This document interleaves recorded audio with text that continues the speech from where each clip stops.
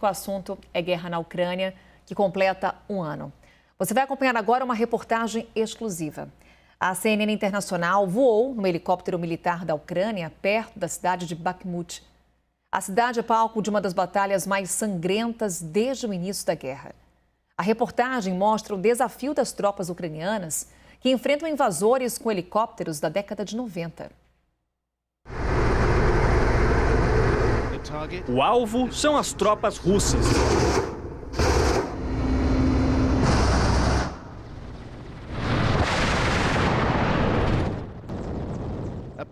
Dois helicópteros ucranianos disparam contra as tropas russas perto de Bakhmut.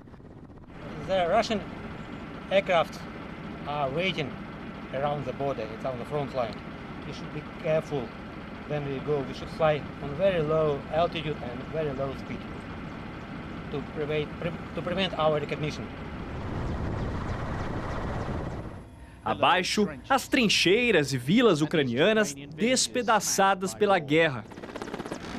When you took off this morning, were you frightened? Why? Well, because the Russians want to kill you. So we don't have any other choice than to fight with Russians. If you're frightened, you should stay at home. This Soviet-era helicopter is about 30 years old. The threat against it is extreme, and as a result of that, we're having to fly quite literally below the height of trees, climbing and dipping with every piece of woodland that we pass. Construídas para o transporte, as aeronaves são alvos vulneráveis quando sobem para lançar foguetes.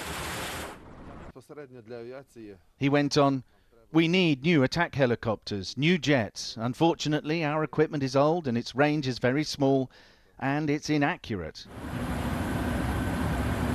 A year into fighting... Em um ano de combate à invasão russa, a Ucrânia ainda pede helicópteros e jatos avançados. Até agora, a resposta dos aliados foi desculpa, mas não.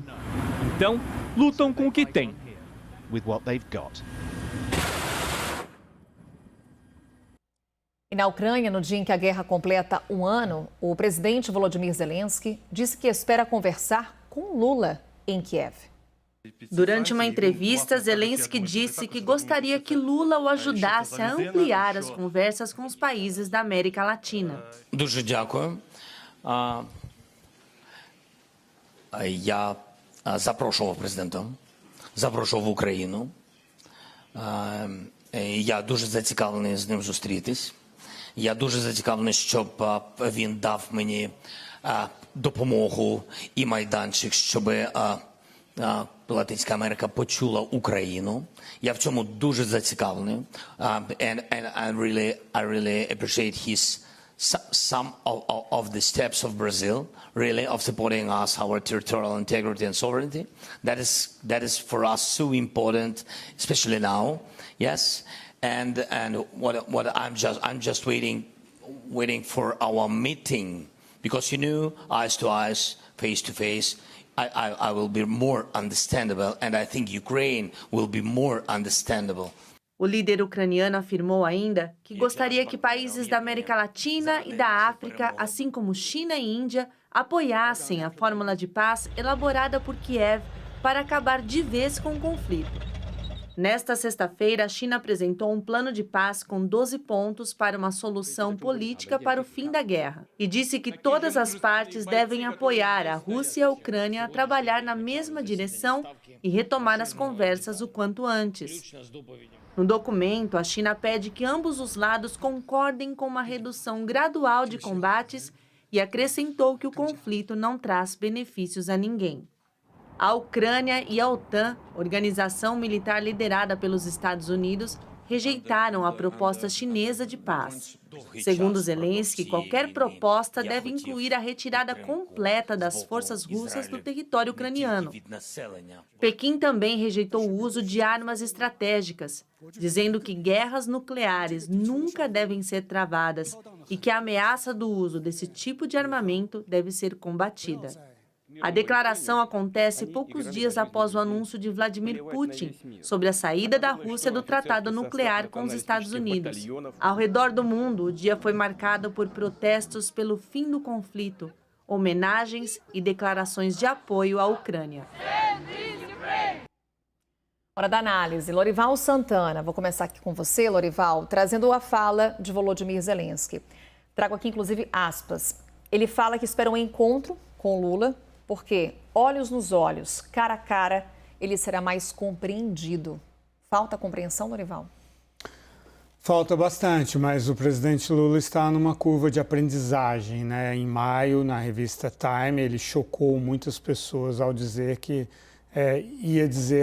precisava dizer para o Zelensky, ok, você é um bom comediante, mas não podemos fazer uma guerra só para você aparecer na televisão.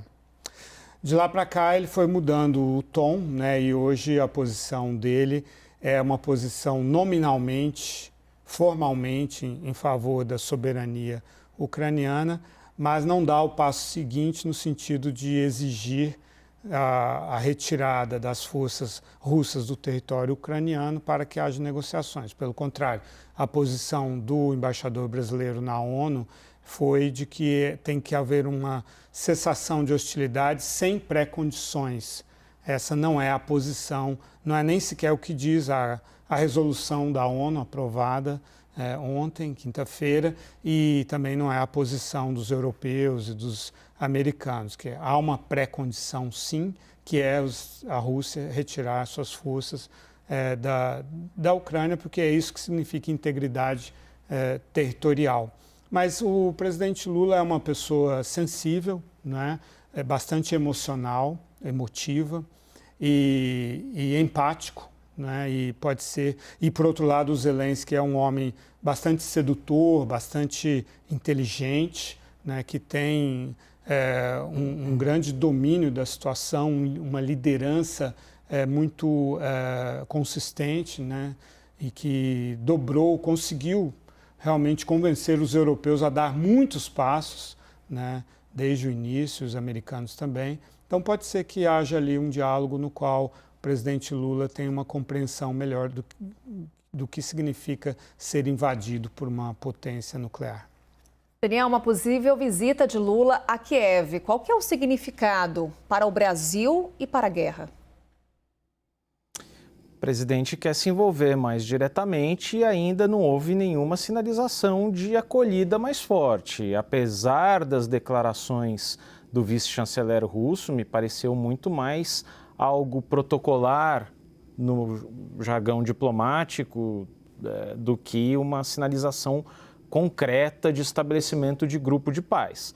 Mas o fato é que hoje, para além da efeméride de um ano de guerra, o fato novo do dia foi a apresentação de um plano por parte da China com 12 itens para tentativa de construir algum tipo de diálogo. De um lado, a gente teve a China propondo alguma coisa e o Brasil engajado em buscar, em viabilizar essa solução, por mais difícil que possa parecer.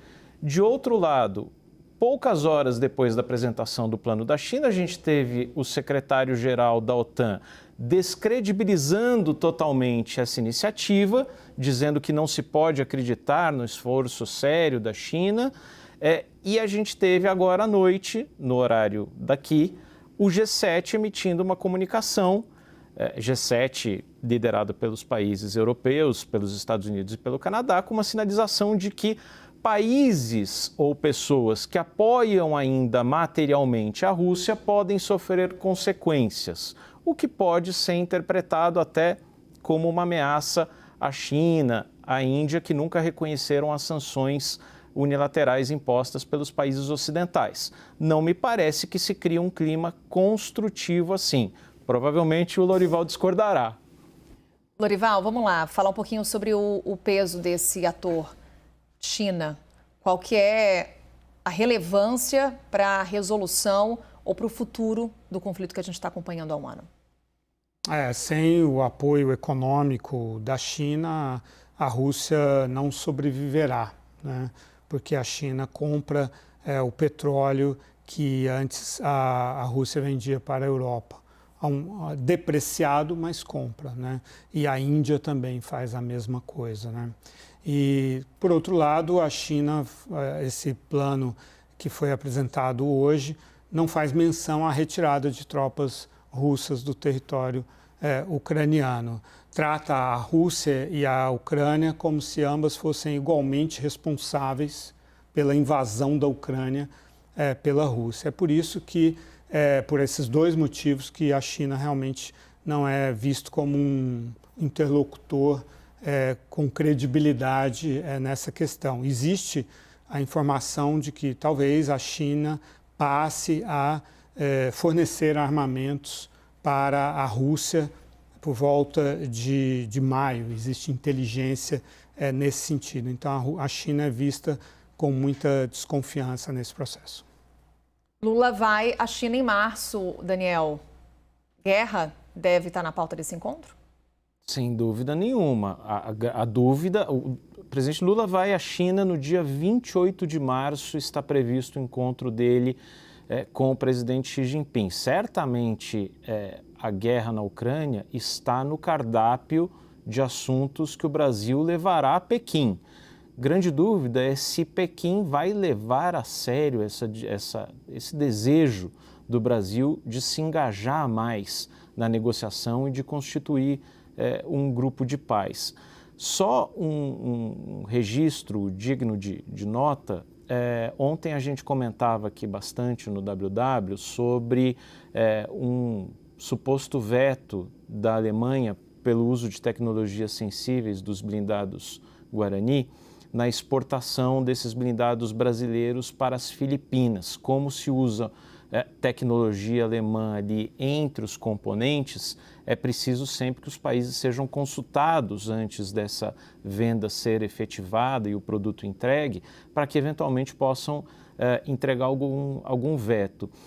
Agora à noite, o Itamaraty, numa conversa aqui, numa ligação, me informou que não tem nenhum conhecimento de veto da Alemanha e que o processo está sob análise, o que faz parte do trâmite corrente de exportação desse tipo de tecnologia sensível. Então, o Itamaraty não está lidando com isso como um fato consumado, não. Senhores, vamos trazer mais um elemento para a nossa conversa. Hoje, quem conversou com a CNN foi o ministro Mauro Vieira. Vamos ver o que ele disse. O Brasil sempre, desde o início, condenou a agressão ao território ucraniano, mas também sempre defendeu, sobretudo agora, um ano depois, que é chegado o momento de haver conversas mais específicas sobre uma solução a esse conflito. Bem, a posição do governo do presidente Lula e a posição tradicional do Brasil é de que a governança internacional precisa ser reformada.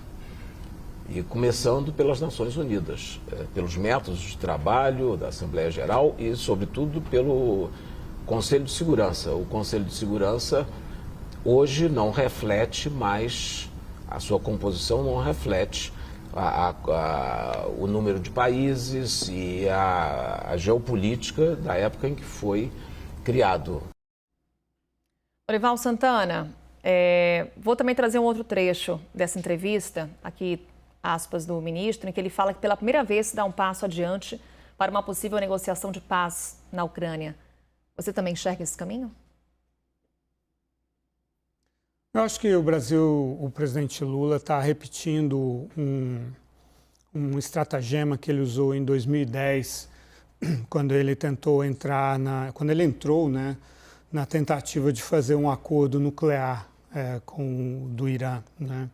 E aí ele ouviu apenas a visão do Irã, né, aliou-se ao Erdogan, que é um autocrata lá da Turquia, e aí apresentou um plano que não correspondia às preocupações daqueles países que se sentiam ameaçados pelo Irã, né? E aí, então, ele responsabilizou esses países por não ter havido um acordo. No entanto, em 2015 foi sim firmado um acordo entre Europa e Estados Unidos de um lado, com Rússia participando, e do outro lado o Irã. Então, não é que não havia disposição desses países de fazer um acordo, apenas não era aquele acordo que o presidente Lula queria forjar ouvindo apenas a visão do Irã.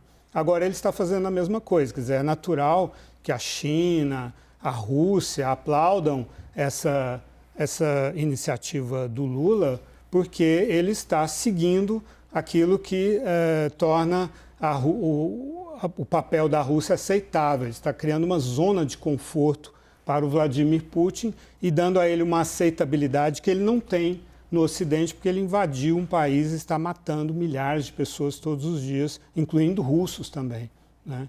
Então, acho que, de novo, o que vai acontecer é que o presidente Lula vai dizer, tá vendo, eu tentei, mas os Estados Unidos e a Europa não querem um acordo. O que é interessante nesse processo, Lorival e Carol, é o que o Ian Bremmer, que é o fundador da Eurasia, uma consultoria muito renomada de risco político, descreve como a transformação da Rússia de uma pequena China em um grande Irã. Pequena China porque ali no começo dos anos 2000, quando a Rússia se reestruturava e saía do colapso pós-fim pós-União Soviética, havia um grande mercado ali fornecendo produtos estratégicos para o mundo todo, por isso a pequena China. E hoje o grande Irã simboliza essa decepção do mundo ocidental com o que se transformou a Rússia, uma Rússia que está completamente alijada em termos diplomáticos, econômicos, tecnológicos do mundo ocidental, se transformando numa espécie de Estado pária com cada vez mais ameaças, inclusive em termos nucleares.